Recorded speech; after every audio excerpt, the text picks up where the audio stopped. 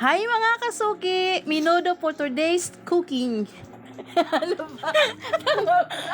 Tama.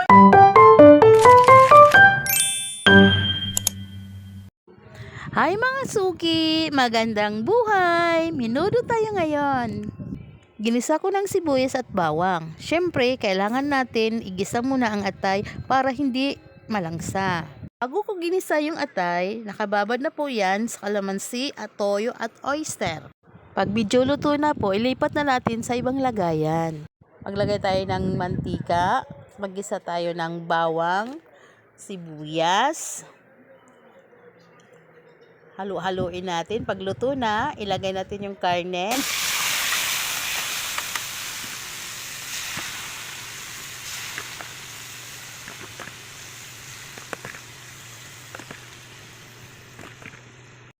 Pag ito'y luto na, pwede na natin ilagay ang carrots,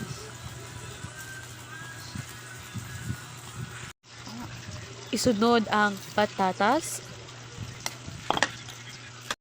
tomato sauce, at halu-haluin hanggang sa isunod naman ang tomato paste. Tomato paste para malapot.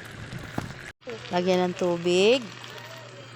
At ilagay na rin natin yung atay, hot dogs. Pag malambot na, kain na tayo.